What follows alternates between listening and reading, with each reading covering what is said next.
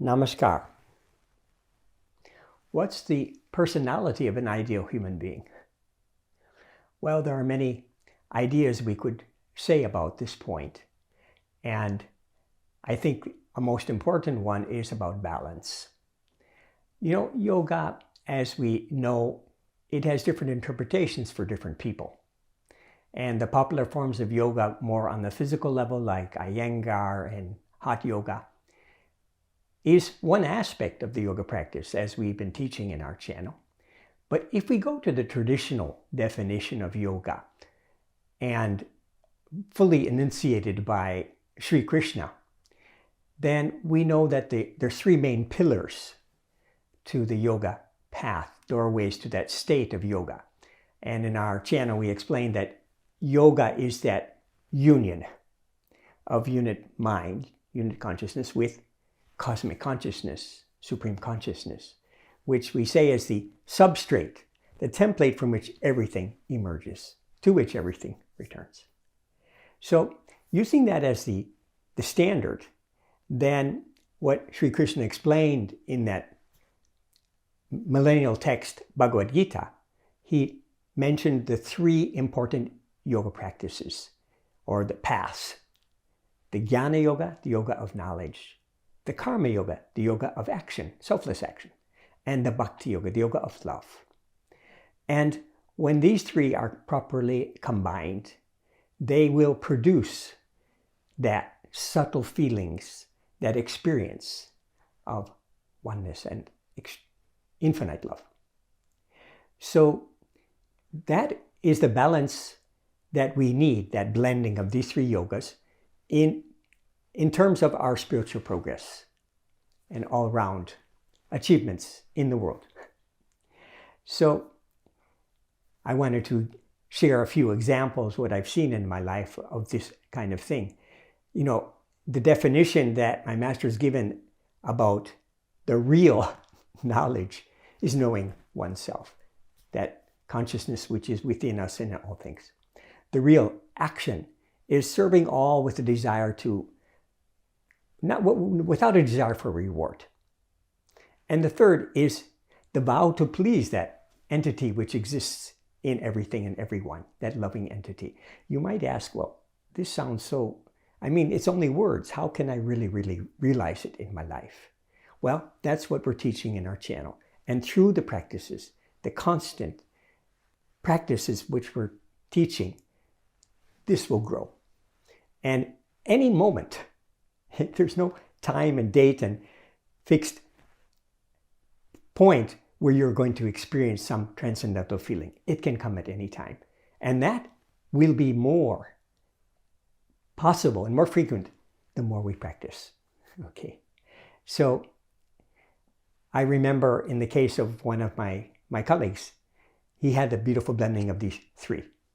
So when we have the action, when the knowledge and the action and the devotion, the knowledge and action, when they're combined together, it's like fertile soil.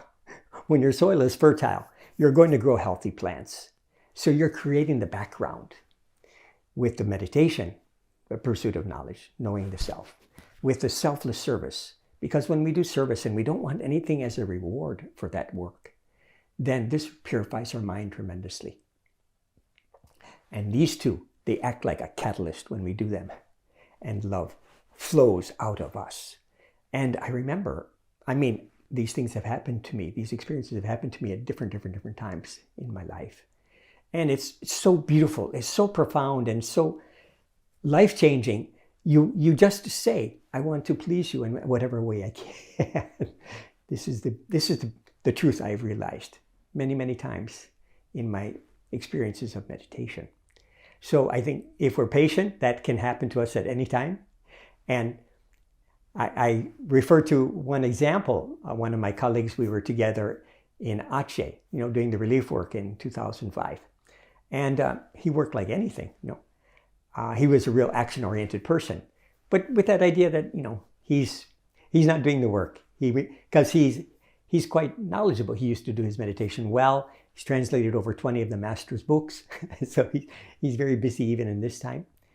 And he has been able to been in about the last 10 or 15 years, important relief operations all over the world, wherever disasters have happened. So you can see that's radiating out of him, that love. And another of my colleagues, he is a PhD in mathematics. He loves to research. He's giving talks on the biopsychology, which we've introduced in our channel also, about the chakras and the different propensities around the chakras. And he's also a good baker, good with his hands. He can bake bread, and he made a successful bakery in Sweden for our group. And he built a 3-story building in our farm, organic farm in Russia, in East Russia. So, and when he sings kirtan in the beginning, because, he's grown also in this practice. In the beginning, his kirtans, the Babadam Kevalam, we sing and we dance, and it creates this nice feeling. In the beginning, not so enjoyable, but now they're so lovely because that love element is growing and growing and growing in him due to this beautiful combination of knowledge and action. He loves to do meditation. You might ask, well, Dada, these are examples of family people. What about of monks? What about family people? How can they do this? Yes, it's true.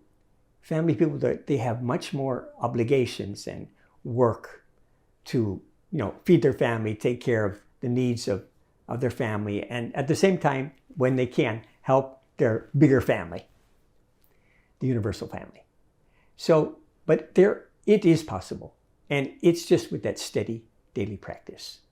And one of my best examples of this Gyan Karma and Bhakti was a man, he was uneducated, left his home in India, and eventually he settled in the United States. I taught him meditation, and he loved to meditate. He loved to practice his meditation. And when he learned how to run a hotel business, he made a lot of money. He educated his 3 children. But he always goes into wonderful, high spiritual experiences in meditation. Whenever I come to this part of the world, he provides my travel. And when I'm together with him, we have to do long meditation, only talk about spirituality. So the love is outflowing in him. So in conclusion, I'd like to say that this path of knowledge, action, and devotion, when it is on the spiritual level of yoga, that union of unit mind with cosmic consciousness, it is our goal. It can be accomplished by the regular practices that we're teaching in the channel, whether it's our meditation, the diet, the fasting, the yoga asanas, and so on. Continue, and you will experience one day or another this beautiful experience, which is the birthright of all of us. Thank you. Namaskar.